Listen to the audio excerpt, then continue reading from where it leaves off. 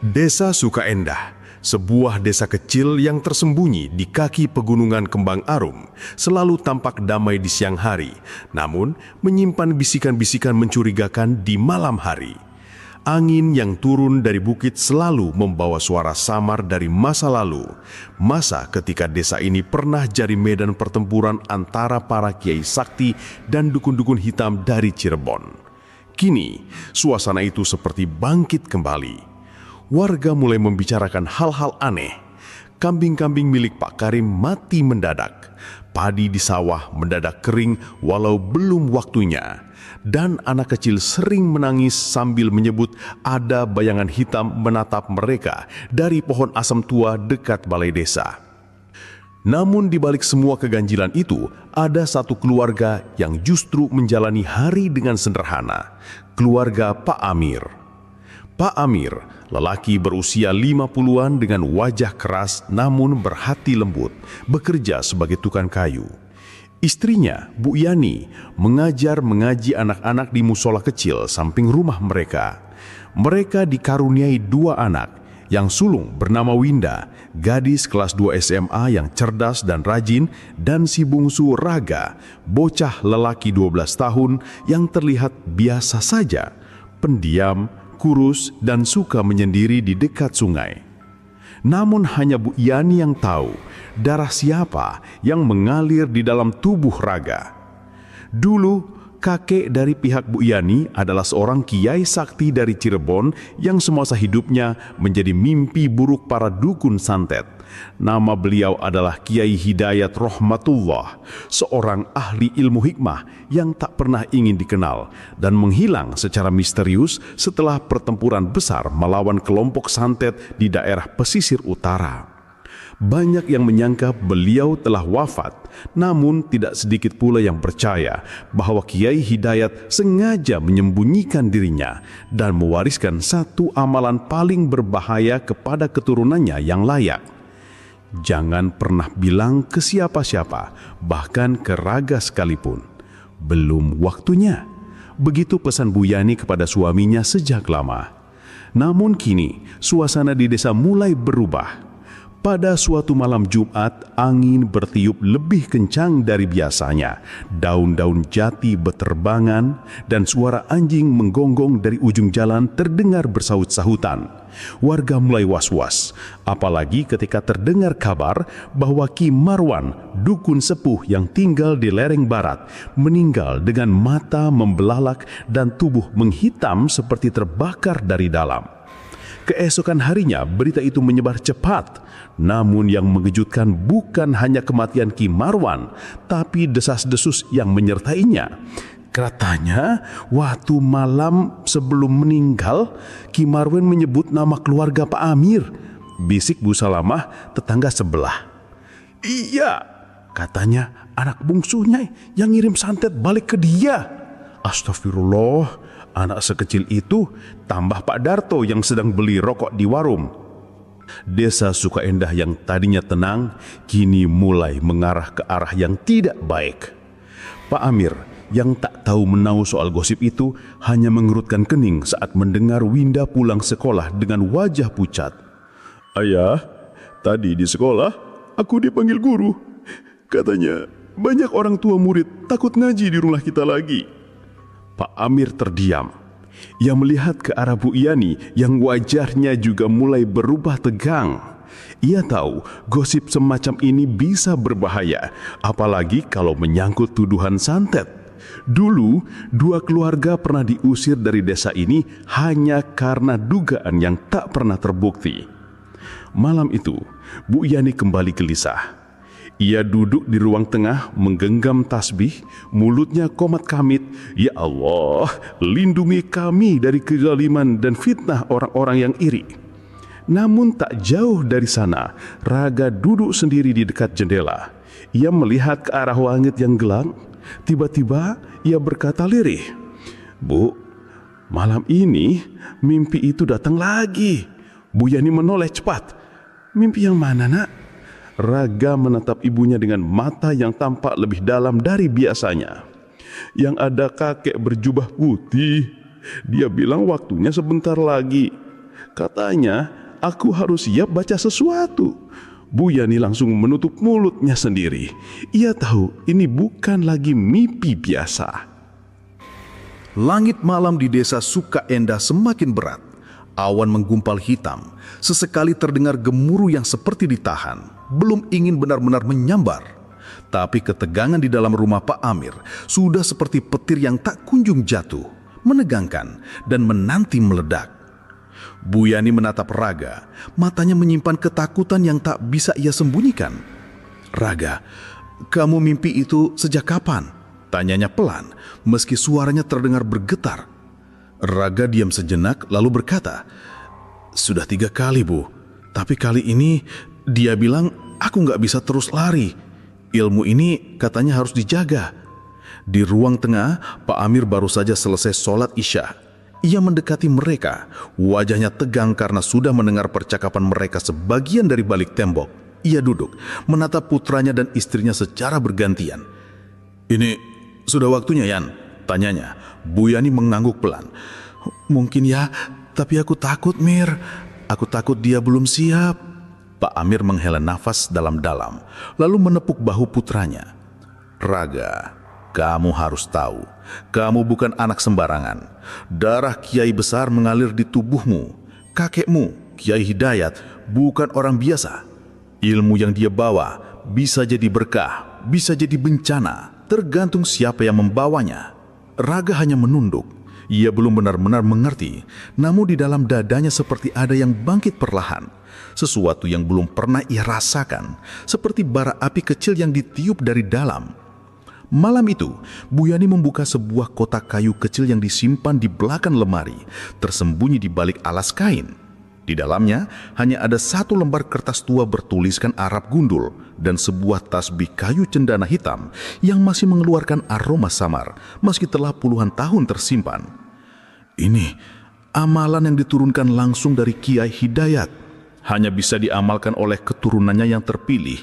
Tak bisa ditiru, tak bisa dihafal sembarangan," ujar Bu Yani sembari menyerahkan kertas itu pada Raga. Raga menatapnya. Tulisan itu seperti menyala di matanya. Ia tak mengerti artinya, namun dadanya bergetar saat melihatnya. "Aku seperti pernah lihat ini di mimpi," gumamnya. Pak Amir menatap Bu Yani dalam-dalam. "Kita harus mulai hati-hati. Fitnah sudah menyebar. Kalau mereka tahu Raga beneran mewarisi ilmu Kiai Hidayat, bisa-bisa bukan cuma diusir, bisa dibakar hidup-hidup." Bu Yani mengangguk cepat. "Makanya kita harus tetap tenang. Jangan tunjukkan apa-apa dulu. Jangan lawan dengan emosi." Namun mereka tak tahu, malam itu dari balik jendela, seseorang sedang mengintai. Sosok lelaki tua dengan pakaian serba hitam, mengenakan ikat kepala dan mata menyala merah merona. Ia berdiri diam di balik pohon waru tua, tak bergerak sedikit pun. Bibirnya menyeringai. Jadi ini anaknya. Dialah Kisapari, dukun paling sakti dari pesisir Cirebon yang selama ini menyebar teror melalui jin cirimannya. Kematian Ki Marwan hanyalah bagian awal rencana besar, membungkam semua pewaris Kiai Hidayat agar tak ada lagi penghalang di masa depan. Pagi harinya suasana desa semakin panas. Warga mulai menjauhi keluarga Pak Amir. Tak ada lagi yang datang mengaji, tetangga tak lagi menyapa. Bahkan di warung Salamah tak lagi mau menjual beras pada Bu Yani. "Maaf Bu, saya juga takut. Saya punya anak kecil, jangan marah ya." Winda, anak sulung, mulai merasa tertekan. Di sekolah ia dikucilkan. Di jalan warga berbisik-bisik di belakangnya. Bahkan di musola suara sindiran semakin lantang. "Mungkin udah waktunya keluarga itu pergi dari desa sebelum semuanya kena musibah," kata Pak Darto dengan suara keras, sengaja agar terdengar oleh Pak Amir. Namun yang membuat semuanya benar-benar berubah adalah kejadian sore itu. Seorang anak tetangga bernama Gani tiba-tiba kesurupan di pinggir sawah. Tubuhnya menggeliat aneh dan suaranya berubah seperti orang tua yang mendengus amarah. "Diam! Anak itu, dia penerus musuh kami!" Warga panik. Teriakan Gani terdengar sampai ke rumah Pak Amir. Ketika mereka sampai di tempat kejadian, semua mata tertuju pada Raga. "Dia! dia yang bikin anakku kayak gini!" teriak Ibu Gani sambil menunjuk Raga. Pak Amir mencoba menenangkan, tapi beberapa warga sudah mulai memaki. "Pulang aja kalian, ini desa orang baik-baik, bukan tempat pewaris dukun Putu yang bikin celaka." Di tengah kegaduhan itu, Raga hanya berdiri diam, tapi tiba-tiba ia maju perlahan ke arah Gani. Suasana menjadi hening. Pak Amir hendak menariknya mundur, namun Raga berkata pelan, "Ayah, biar aku coba sesuatu." Dengan langkah mantap ia mengeluarkan tasbih hitam dari kantongnya. Bibirnya bergerak-gerak membaca amalan yang semalam ia hafal di dalam mimpi. Amalan yang diturunkan dari Kiai Hidayat. "Ya Allah, demi cahayamu yang membakar segala kebatilan, bersihkan tempat ini dari kegelapan." Seketika itu juga, tubuh Gani tergoncang hebat, lalu meledaklah cahaya dari dadanya. Semua warga terkejut. Gani jatuh pingsan. Jin yang merasukinya langsung terbakar tak bersisa. Tanah di mana ia kesurupan menjadi hangus dan udara di sekeliling berubah panas seketika. Raga hanya berdiri menatap tangannya yang masih memegang tasbih. Warga terdiam, tak bisa berkata apa-apa. Tapi dari kejauhan suara tawa perlahan terdengar. Tawa dingin dari balik bayangan. Menarik, anak itu benar-benar mewarisinya. Suasana desa Sukaenda berubah total sejak kejadian sore itu. Semua orang membicarakan apa yang dilakukan Raga. Bocah kurus pendiam yang dulu sering dicemooh karena dianggap aneh, kini menjadi pusat pembicaraan seluruh warga. Tapi sayangnya, bukan dalam arti baik. "Anak itu jelas bukan orang biasa," kata Pak Darto di warung kopi. "Kalian lihat sendiri kan? Jin bisa kebakar cuma gara-gara dia baca sesuatu." "Iya, tapi itu bukan hal baik, Dar," sahut Bu Salamah. "Itu artinya dia bawa ilmu hitam. Gani bisa aja dijadikan korban percobaan ilmu barunya." "Ilmu putih," katanya, potong Pak Rais, mantan petugas kelurahan. "Kiai Hidayat dulu memang ditakuti, tapi nggak semua yang diwarisi itu baik. Kadang warisan juga bisa jadi kutukan." Kabar itu menyebar seperti api disiram bensin.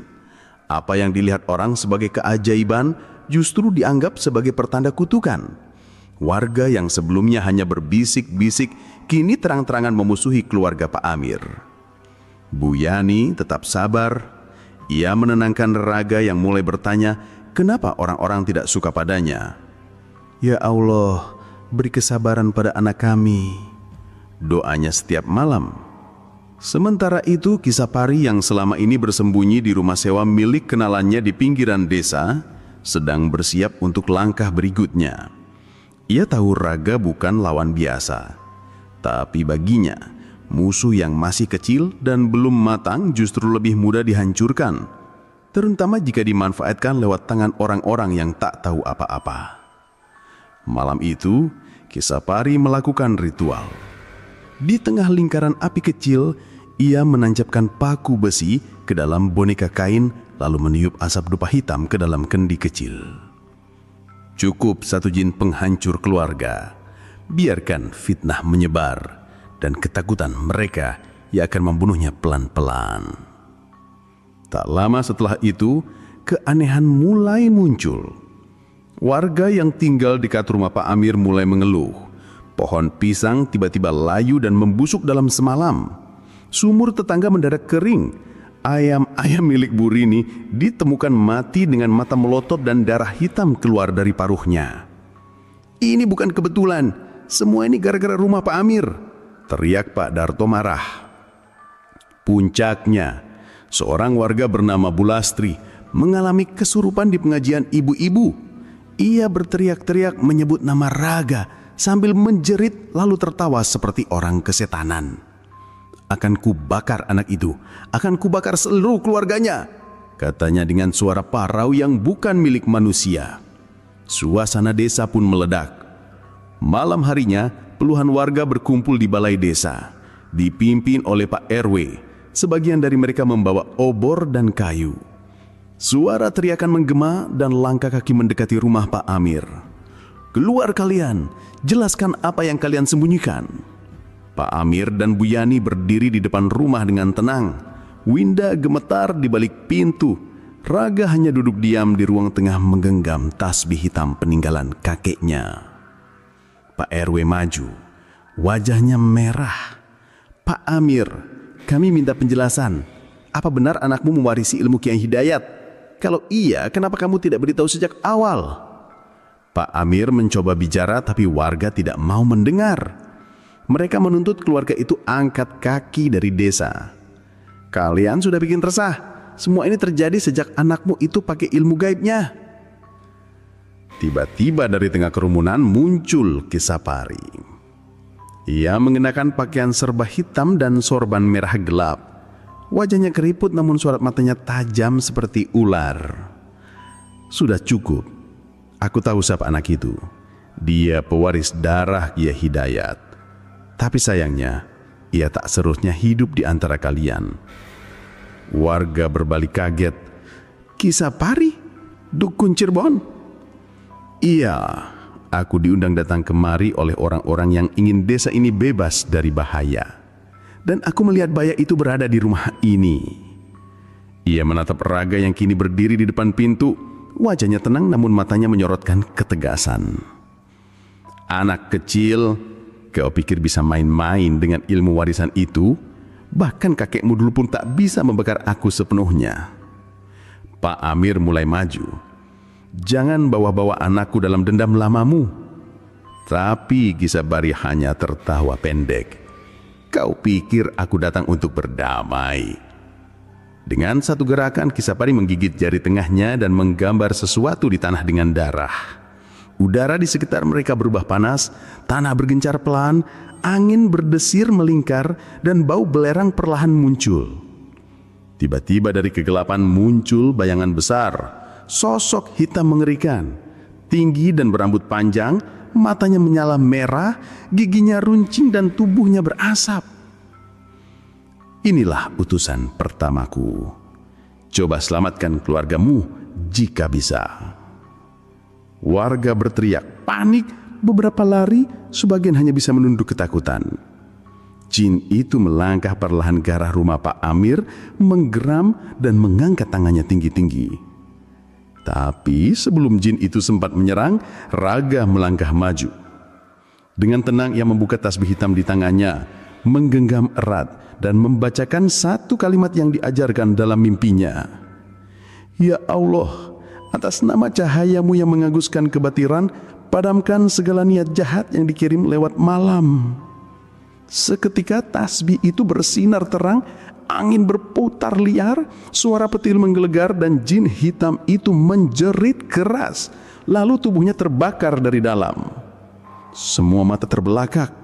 Kisapari mundur satu langkah, wajahnya tak percaya. Tidak, ilmu itu masih ada. Raga menatapnya lurus, nafasnya berat tapi matanya tak gentar.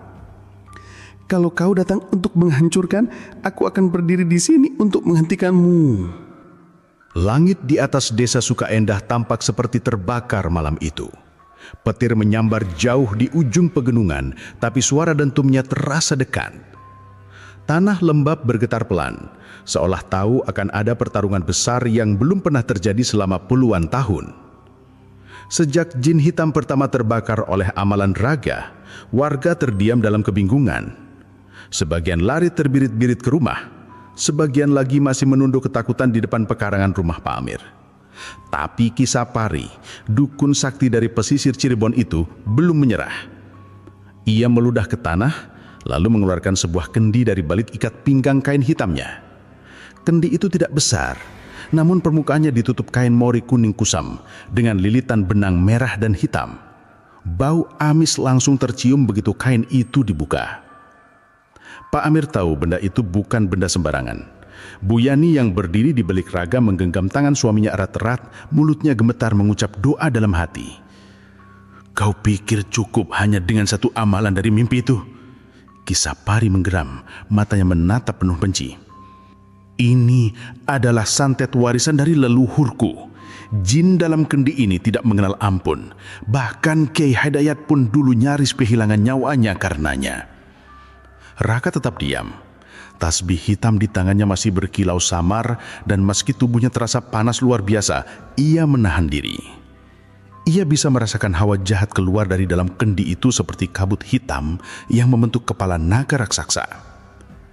Kisapari meletakkan kendi di tanah dan berteriak dalam bahasa kuno yang tidak dimengerti siapapun. Angin mendesir ke belakang, daun-daun berterbangan ke atas. Api dari obor warga tiba-tiba padam, menyisakan kegelapan mencekam. Dan dari dalam kendi muncullah sesosok makhluk yang tak seperti jin biasa. Ia setinggi 2 meter, tubuhnya membara namun tak berkobar, berwajah manusia namun dengan mulut lebar seperti ikan lele dan matanya merah membentuk spiral menyala. Bayangan tanpa asal, bisik Buyani ngeri. Itu jin yang pernah membuat Kiai Hidayat pingsan 3 hari. Makhluk itu tak menunggu aba-aba. Ia melayang ke arah Raga dengan kecepatan luar biasa. Tangan panjangnya menyambar ke depan, tapi kali ini Raga tak hanya berdiri pasif. Ia melompat ke samping, meneretkan lututnya ke tanah dan membaca kembali amalan warisan kakeknya. Ya Allah, bukakan langitmu, kobarkan cahayamu, dan hanguskan siapapun yang membawa kebencian di antara makhlukmu. Tasbih hitam di tangannya berputar dengan sendirinya, mengeluarkan sinar putih membentuk lingkaran. Jin itu menjerit dan mundur beberapa langkah, tapi tak terbakar seperti yang pertama. Kisapari tertawa puas. Jin ini bukan kelas pasar. Kau butuh lebih dari sekedar bacaan untuk mengusirnya. Raga terhuyung, keringat membasahi wajahnya, dadanya panas, tubuhnya gemetar. Tapi tiba-tiba dari balik rumah muncul Winta. Ia membawa kotak kecil, kotak yang sama yang menyimpan amalan warisan yang dulu diberikan oleh Buyani. Di dalamnya ada secari kain putih bertuliskan tangan Kiai Hidayat, sebuah syair kuno. Raga, baca ini. Ini bukan sekedar doa, ini ikrar darah keturunan Kiai. Raga menangkap kain itu, membukanya dan mulai membaca perlahan. Setiap huruf yang ia lafalkan seolah membentuk cahaya yang bergerak melingkar. Api mulai menjala dari tanah, mengurung tubuh jin itu. Kisapari tampak panik. Ia mencoba mengusir api dengan mantranya sendiri, tapi api itu justru berbalik mengejarnya. Raga mengangkat tangan kirinya yang menggenggam tasbih dan tangan kanannya menggenggam kain itu. Ia mengucap ikrar yang baru pertama kali diucapkan sejak Kiai Hidayat wafat. Atas nama penerus marah wali, demi keadilan dan penjaga langit, aku bersaksi bahwa setiap kebencian akan terbakar sebelum menyentuh bumi. Tiba-tiba tanah di bawah kaki jin itu bergetar hebat, dan dari sana muncul kilatan cahaya seperti petir menyambar. Jin itu menjerit keras, berputar-putar, dan dalam sekejap tubuhnya meledak menjadi asap putih lalu lenyap. Kendi milik Kisapari hancur kebing-kebing tanpa disentuh. Warga yang masih tersisa menjerit dan berlarian menjauh. Kisapari sendiri terdorong hingga terjatuh. Ia menatap Raga dengan tatapan penuh teror, tubuhnya gemetar. Kau bukan anak kecil, kau pewaris. Tapi belum sempat ia melanjutkan kata-katanya, suara berat dari langit terdengar. Fitnah yang kau bawa akan jadi bara dalam darahmu sendiri, Sabari. Suara itu tidak berasal dari mulut siapapun. Ia datang dari atas, dalam nada bergetar seperti guntur yang berbicara. Kisapari menjerit dan menggeliat. Tubuhnya mulai menghitam dari ujung kaki. Ia berteriak histeris, melarikan diri ke arah hutan, meninggalkan kerumunan yang ketakutan. Dalam hitungan detik ia lenyap di telan gelap. Tak ada yang tahu kemana ia pergi. Pagi harinya suasana desa seperti mati. Tak ada suara ayam, tak ada anak-anak bermain, semua orang takut berbicara. Namun perlahan mereka mulai berdatangan ke rumah Pak Amir. Dengan wajah tertunduk, sebagian membawa makanan, sebagian lagi hanya diam di halaman menunggu keberanian untuk bicara. Pak RW akhirnya maju mewakili mereka. Pak Amir, Bu Yani, Raga, kami minta maaf. Kami salah menilai. Kami buta oleh ketakutan. Kami tidak tahu bahwa warisan Kiai Hidayat masih hidup dalam anak kalian. Pak Amir hanya mengangguk. Bu Yani menahan air mata. Tapi Raga, ia hanya menatap kosong ke arah bukit. Belum selesai, gumamnya. Bakat, Bang Erwi, Apa maksudmu, nak? Raga mendarap dengan suara pelan namun yakin. Kisapari bukan yang terakhir. Masih ada yang lebih besar menanti di balik hutan yang dulu pernah dilawan kakek. Wajah Pak Amir langsung tegang. Dan di langit, seekor burung gagak terbang rendah, melintas rumah mereka, seolah menjadi pertanda bahwa ini bukan akhir, tapi permulaan dari pertarungan yang jauh lebih besar. Sejak malam pembakaran jin dan pelarian Kisapari, desa Sukaendah berubah drastis. Tak ada lagi suara sumbang, tak ada lagi tatapan sinis. Warga mendadak menjadi sangat ramah pada keluarga Pak Amir, bahkan terlalu ramah, seolah menutupi rasa bersalah yang menumpuk. Namun, di balik semua ketenangan yang terbangun kembali itu, Raga tidak merasa tenang. Mimpi-mimpinya menjadi lebih berat, lebih dalam, dan lebih nyata. Dalam mimpinya, ia tidak lagi bertemu sosok tua berjubah putih, melainkan tempat yang asing, sebuah dataran luas, langit kelam, dan ribuan makhluk berbentuk bayangan berbaris. Di depan mereka berdiri sesosok manusia berjubah hitam legam dengan mata bercahaya biru. Sosok itu berkata, "Kau hanya membuka pintu, Raga. Kau belum melihat isi ruangannya. Dan di dalam sana kami sudah menunggu sejak kakekmu menghilang." Raga terbangun dengan tubuh dingin, meski keringat mengucur deras. Ia memandang keluar jendela. Langit masih gelap, tapi bayangan pohon-pohon terlihat seperti siluet raksasa yang mengawasi. Keesokan harinya, Pak Amir mengajak keluarganya duduk di ruang tengah. "Kita tidak bisa terus di sini. Aku merasa semua ini belum selesai," ucapnya pelan. Winda mengangguk. "Raga sering gelisah dan Bu Yani juga bilang malam-malam ada suara aneh dari belakang rumah." "Bukan cuma itu," kata Bu Yani. "Tadi pagi aku menemukan 3 kembang 7 rupa tertanam di bawah jendela. Seseorang sedang mengirim pengawasan." Raga hanya diam, tapi dalam hatinya ia tahu bahwa semua ini belum mencapai puncaknya. Kalau begitu, kita harus cari tahu siapa sebenarnya yang jadi musuh leluhur kita dan kenapa mereka masih mengincar kita sekarang. Malam itu, Raga duduk sendirian di musola kecil samping rumah. Ia menggenggam tasbih hitam dan membaca amalan yang kini sudah menjadi bagian dari jiwanya. Cahaya lembut muncul dari manik-maniknya membentuk garis di lantai musola. Lalu terdengar suara, "Buka mata batinmu, cucuku. Tempatkan dirimu di antara langit dan bumi. Biarkan dirimu ditarik ke ruang warisan." Seketika tubuh Raga terasa ringan lalu melayang. Ia membuka mata dalam keadaan setengah sadar. Kini ia berada di tempat yang berbeda, sebuah ruangan gelap dengan lantai kaca dan dinding dari cahaya. Di hadapannya berdiri sosok Kiai Hidayat sendiri, berjubah putih dan bersorban panjang dengan wajah teduh namun penuh luka waktu. "Raga, kau telah membangunkan apa yang seharusnya tetap terkunci, tapi bukan salahmu. Mereka telah menunggu momen ini lama sekali."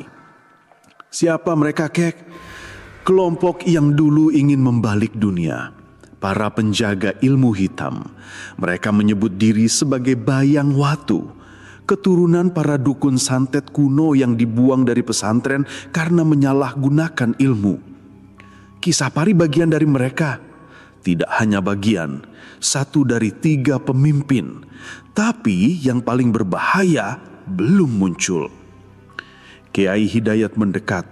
Ia menyerahkan sebuah kitab kecil, kulitnya dari kain tenun kasar berwarna biru dalam. "Ini wirid pembakar kabut," katanya.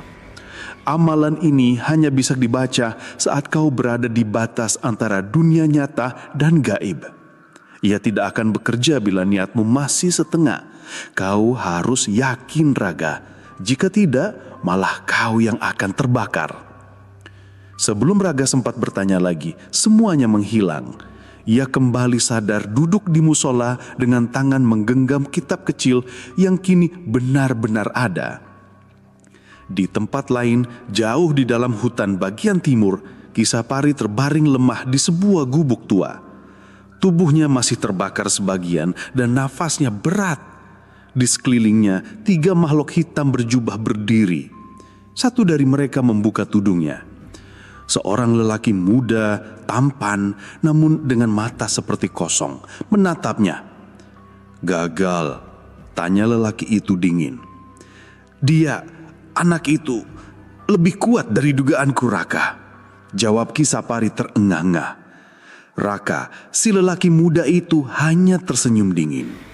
"Bagus, itu artinya waktunya telah tiba. Kita akan perkenalkan dia dengan Tuan tak penama." Dari dalam bayangan gubuk itu terdengar suara lolongan yang menggema seperti nafas dari makhluk yang tidur selama 1000 tahun dan akhirnya mulai bangun. Malam berikutnya, desa Sukaendah kembali dihantui. Bukan dengan santet, bukan pula kesurupan, tapi dengan hilangnya cahaya. Lampu-lampu padam, api tak menyala, bahkan siang terlihat seperti senja yang tak selesai. Warga mulai ketakutan lagi, tapi kali ini mereka langsung mendatangi rumah Pak Amir. "Raga, tolong kami," kata Pak RW dengan wajah ketakutan. "Kami tidak tahu apa yang terjadi, tapi kami percaya kau bisa bantu kami." Pak Amir menatap anaknya. Raga mengangguk. "Baik, tapi aku butuh waktu dan tempat." Raga memilih tempat yang dulu pernah digunakan kakeknya semasa singgah ke desa. Batu Luhum, sebuah bukit kecil di sisi barat desa yang dikenal sakral. Di sana, ia akan membuka wirid pembakar kabut dan memanggil kekuatan langit untuk melawan entitas yang akan datang. Malam itu, Raga naik ke Batu Luhung ditemani Pak Amir, Winda, dan Bu Yani. Mereka membawa kitab warisan, tasbih hitam, dan tanah dari depan mushola sebagai media penghubung. Ketika dia membaca wirid pertama, angin berhenti. Ketika ia melanjutkan ke ayat kedua, tanah bergetar pelan. Dan saat membaca potongan terakhir, langit pecah oleh cahaya putih membentuk lingkaran raksasa di atas kepala Raga. Dari cahaya itu turunlah seberkas bentuk, bukan jin, bukan manusia, tapi sesuatu yang memakai jubah cahaya dan bersayap asap. Makhluk itu menatap Raga. "Kau adalah pewaris cahaya, maka bersiaplah, sebab malam keempat setelah malam ini, pemimpin Bayang Watu akan datang, dan bukan hanya desa ini yang jadi korbannya, tapi dunia akan memilih terang atau gelap." Malam keempat pun datang, dan sebagaimana yang telah dinubuatkan oleh makhluk bersayap asap dari langit Batu Luhung, malam itu terasa berbeda. Desa Sukaendah seperti dililit kabut tak kasat mata. Walau listrik menyala, tak ada cahaya yang benar-benar terang. Api pelita hanya menghangatkan udara, tapi tak memberi pandangan. Langit malam tampak seperti kelambu hitam yang terlalu pekat untuk ditembus bintang. Semua warga telah dikumpulkan di pelataran musola desa. Mereka membawa anak-anak, lansia, dan semua orang yang mereka cintai ke satu titik aman. Satu-satunya tempat yang diyakini masih disucikan oleh tapak Kiai Hidayat puluhan tahun lalu. Sementara itu, Raga duduk bersila di tengah pelataran Batu Luhung, ditemani Pak Amir dan Winda di kedua sisinya. Ia mengenakan baju putih sederhana, namun di dadanya menggantung tasbih hitam warisan leluhurnya. Di pangkuannya terbuka lebar kitab wirid pembakar kabut, dan di sekelilingnya tersusun lingkaran garam, tanah musola, dan potongan kayu cendana. Bu Yani yang telah menyiapkan air doa berdiri di luar lingkaran sambil terus melafalkan zikir pelan. Angin malam itu tidak bergerak, seolah takut mengganggu. Namun waktu terus berjalan. Tepat pukul 2 dini hari, tanah bergetar, Bukan gempa, bukan pula badai, melainkan semacam detak, seperti jantung yang mulai berdegup dari bawah tanah. Tiba-tiba, suara lolongan panjang terdengar dari arah timur, diikuti dengan suara ketukan berat, seperti sesuatu yang berjalan menggunakan kaki-kaki yang tak kasat mata. Dari kabut, muncullah 3 sosok berjubah hitam yang berdiri sejajar. Di belakang mereka, berdiri satu makhluk besar tanpa wajah. Tubuhnya separuh manusia dan separuh jin, dengan dada bertato jimat hitam. Di mulutnya, keluar suara tak berwujud. "Waktumu selesai, pewaris cahaya. Cahaya yang kau jaga akan padam malam ini." Pak Amir berdiri. Namun Raga menahan lengan ayahnya. "Biarkan aku ya. Ini tugasku." 3 sosok berjubah itu maju. Satu mengeluarkan batu bertuliskan huruf hitam, melemparkannya ke tanah. Seketika, tanah memuntahkan asap yang membentuk wajah raksasa.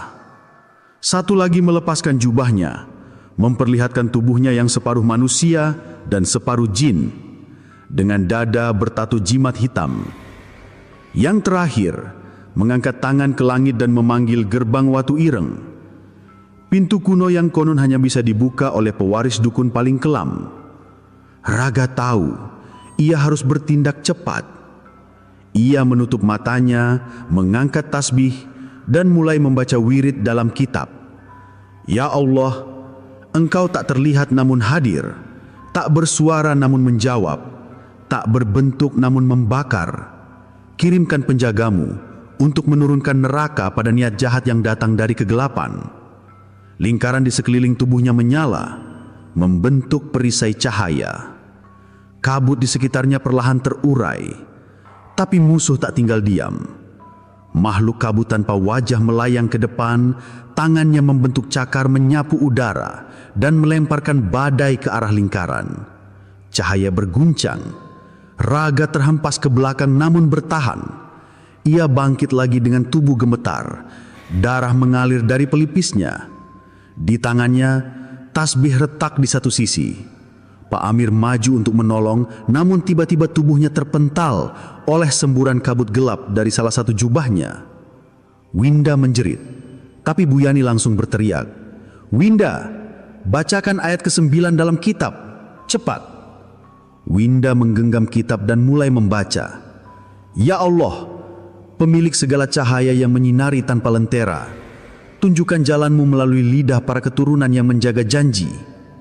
Kitab bersinar terang dan Raga tersentak, merasa kekuatan itu berpindah ke dalam dirinya. Dengan sekuat tenaga, ia menggenggam tasbih dan meneriakkan, "Bismillahirrahmanirrahim." Lingkaran cahaya membesar hingga menelan seluruh kabut. Para dukun hitam mulai menjerit. Sosok makhluk kabut tanpa wajah mulai meleleh perlahan, mengerang seperti besi dipanaskan. Namun pemimpin mereka, lelaki muda bernama Raka, yang kini membuka tudungnya dan memperlihatkan mata biru bersinar, justru tersenyum. "Kalau pikir kami hanya datang untuk melawan, kami datang untuk membangunkan Tuan tanpa nama. Dan sekarang, dengan bacaanmu itu, kau justru membukakan pintunya." Seketika bumi bergetar hebat, tanah di bawah batu luhung retak. Dari dalam celah, muncul semburan asap hitam seperti tinta. Suara tangisan dan tawa bercampur menjadi satu. Raga menjerit, "Apa yang kalian bangunkan? Dia adalah lawan sejati Kiai Hidayat dulu, dan kini akan bangkit kembali karena kekuatanmu." Namun sebelum semuanya terlambat, dari dalam tasbih yang hampir pecah muncul kilatan cahaya kecil, seperti percikan terakhir dari api kuno.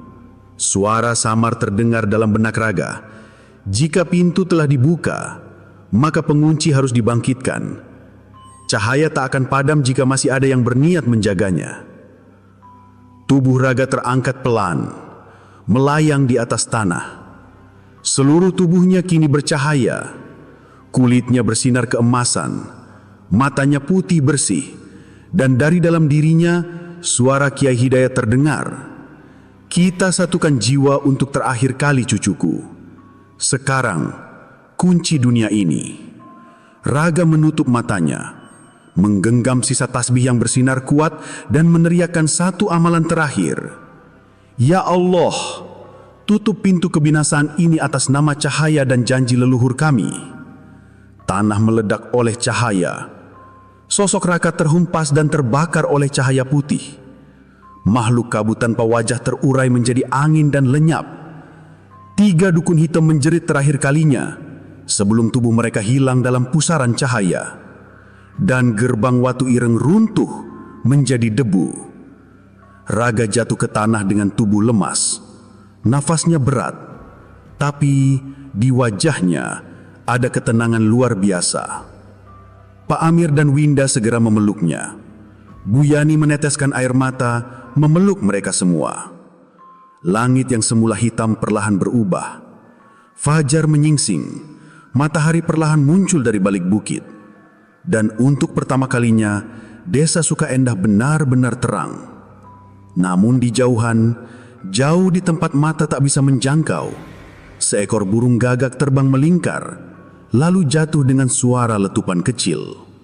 Seolah dunia baru saja mengubur sesuatu yang telah bangkit terlalu awal. Fajar menyingsing dengan pelan di desa Sukaendah, seolah langit pun menundukkan diri setelah malam panjang yang baru saja usai. Sinar matahari tidak langsung membakar tanah seperti biasa, melainkan merambat pelan dari balik pohon-pohon, menyentuh atap rumah warga seperti tangan lembut yang memberi kabar. Semuanya telah berakhir. Tapi di dalam hati Raga belum sepenuhnya tenang. Ia terbaring di dalam kamar, tubuhnya dibalut kain hangat. Bu Yani duduk di sampingnya mengusap dahinya yang masih berkeringat. Pak Amir berdiri di dekat jendela, memandang langit. Dia akan baik-baik saja, ucap Bu Yani dengan suara pelan, meskipun di balik sorot matanya ada kegundahan yang belum reda. Aku tahu, sahut Pak Amir. Tapi aku juga tahu, anak itu sekarang sudah bukan cuma milik kita. Winda masuk membawa semangkuk air putih dan 2 lembar daun sirih yang sudah diremas. Kata Bu Mardiah, ini bisa bantu pulihkan tenaga. Bu Yani tersenyum, tapi tak sanggup menyembunyikan air mata harunya.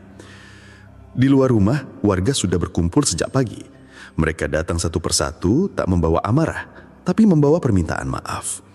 Beberapa menunduk dalam-dalam, sebagian bahkan bersujud di pekarangan rumah Pak Amir. Pak RW berdiri paling depan, membawa tumpeng dan kain putih. Pak Amir, Bu Yani, kami semua sadar kami telah salah. Kami telah memfitnah, menyalahkan, bahkan hampir menghancurkan keluarga kalian. Pak Amir tak langsung menjawab. Ia hanya mengangguk pelan dan berkata, kalau kalian sungguh ingin memperbaiki semuanya, jangan hanya minta maaf pada kami. Minta maaf juga pada yang tak terlihat, pada yang menjaga desa ini tanpa pernah menampakkan diri. Pak RW menungguk, lalu menatap warga. Mulai hari ini, kita jaga desa kita sendiri. Kita pelihara terang ini, jangan sampai kita buta karena ketakutan seperti sebelumnya. Sorak-sorai tak ada, yang ada hanya isakan pelan, tanda penyesalan yang dalam. Beberapa hari berlalu, Raga mulai membaik secara fisik, tapi jiwanya berubah. Ia tidak lagi seperti anak-anak seusianya. Ia lebih banyak diam, namun tatapannya kini penuh makna. Setiap ia berbicara, ada ketenangan yang mengalir. Bahkan ketika ia duduk bersama anak-anak kecil di musola dan mengajari mereka huruf hijaiyah, suasana terasa berbeda. Raga seperti lebih dewasa daripada kita semua, bisik Saud Salamah suatu siang. Seperti ada yang tinggal di dalam dirinya. Namun Raga tetap rendah hati. Ia tak pernah membanggakan apa yang telah terjadi. Ia hanya mengatakan satu kalimat kepada siapapun yang menanyakan, saya hanya melakukan apa yang seharusnya dilakukan oleh siapapun yang mencintai tempat ini. Suatu malam, Pak Amir mendapati Raga duduk sendiri di belakang rumah menatap langit. Kau belum tidur? Tanyanya sambil duduk di sebelahnya. Ayah, kata Raga pelan. Aku merasa semuanya belum selesai. Walau sudah menang kemarin, tapi rasanya belum tuntas. Ayah mengangguk dan berkata, memang belum nak. Hidup memang begitu. Kebaikan tak pernah selesai diperjuangkan. Raga menoleh dan bertanya, "Tapi aku takut, aku bisa kehilangan diri sendiri suatu nanti. Semakin dalam aku masuk ke ilmu ini, aku bisa lupa bahwa aku cuma manusia." Pak Amir menarik napas panjang lalu menepuk bahu anaknya. "Kau tahu kenapa kakekmu tidak mau dikenal dunia? Karena beliau tahu ilmu sebesar apapun bisa jadi beban kalau niatnya tak benar. Kau hanya perlu satu hal, Raga. Ingat bahwa cahaya bukan untuk memamerkan, tapi untuk menerangi." Raga mengangguk, tapi malam itu untuk pertama kalinya setelah semuanya reda, ia menangis. Bukan karena takut, tapi karena tahu bahwa hidupnya tidak akan sama lagi. Seminggu setelah malam pertempuran itu, ada kejadian yang menggugah semua warga. Seekor burung gagak hitam, burung yang diyakini membawa kabar dari dunia gaib, terbang ke arah desa dan jatuh tepat di halaman musola. Namun anehnya, burung itu tidak mati. Ia bangkit, menatap langit dan berubah menjadi seekor burung merpati putih. Warga yang melihatnya hanya bisa diam, lalu meneteskan air mata. Simbol kebencian telah berubah menjadi simbol harapan. Dan sejak itu, musola yang dulu hanya didatangi oleh segelintir anak-anak, kini selalu penuh setiap sholat. Bahkan orang-orang yang dulu enggan belajar huruf-huruf Al-Quran, kini datang sendiri meminta Bu Yani mengajarkan. Anak-anak muda mulai mengaji, kaum bapak mulai memperbaiki kebun bersama, dan desa Suka Endah perlahan-lahan kembali menjadi tempat yang benar-benar layak disebut rumah. Suatu sore, Winda duduk bersama Raga di beranda rumah. Ia tersenyum melihat adiknya mengikat tasbih hitam yang retak itu dengan benang merah. "Kenapa tidak diganti saja dengan yang baru?" tanya Winda sambil tersenyum melihat adiknya. "Karena ini bukan tentang bentuknya, Kak," jawab Raga sambil tersenyum. "Retakan ini pengingat bahwa aku pernah hampir patah, tapi Allah tidak biarkan aku hancur." Winda terdiam, lalu mengangguk dengan air mata mengembang di matanya. "Kalau begitu, aku juga akan terus ada di sisimu, Raga. Aku akan jadi saksi bahwa kau pernah berdiri di depan kegelapan dan tidak menyerah." Raga tersenyum, memandang matahari yang mulai turun ke ufuk barat. Dan untuk pertama kalinya, ia merasa bahwa meski jalan yang akan ia tempuh panjang dan sunyi, tapi ia tidak sendirian. 3 bulan telah berlalu sejak malam di mana cahaya dan gelap saling berhadapan di desa Suka Endah. Dan seperti yang selalu terjadi dalam sejarah, waktu berjalan membawa luka perlahan mengering dan menyisakan pelajaran bagi mereka yang mampu mengingat. Desa Suka Endah kini telah benar-benar berubah. Sawah kembali hijau. Anak-anak kembali bermain di halaman musola. Para orang tua yang dulu lebih banyak curiga, kini lebih banyak berdoa. Udara desa tak lagi berat oleh bisikan fitnah, tapi tenang oleh irama zikir yang mengalun tiap pagi dan malam. Dan di tengah semua itu, Raga tunggu. Bukan hanya secara usia, tapi secara jiwa. Pada suatu sore, Pak Amir memanggil keluarganya berkumpul di ruang tengah. Ada suasana serius dalam pandangannya. Bu Yani, Winda, dan Raga duduk mengelilingi. "Ayah ingin bicara soal masa depan kita," ucapnya sambil menatap Raga. "Banyak desa di luar sana yang mengalami hal yang sama seperti kita dulu. Disesatkan, difitnah, diserang lewat hal yang tak kasat mata. Tapi mereka tidak punya Raga." Bu Yani langsung menunduk. "Maksud ayah, kita harus pergi?" Raga tak menjawab. Tapi jauh dalam hatinya, ia sudah tahu arah pembicaraan ini. "Aku bermimpi beberapa malam terakhir," ucap Raga akhirnya. "Dalam mimpiku, aku berjalan ke banyak tempat, menolong orang-orang yang sedang dililit gelap. Kadang aku datang sebagai anak kecil, kadang aku datang sebagai orang asing yang tak dikenali." Pak Amir menatap Raga dalam-dalam. Mungkin itu bukan sekedar mimpi Raga. Winda menyela, suaranya bergetar. "Tapi bagaimana dengan kita? Kalau kamu pergi, siapa yang akan menjaga desa ini?"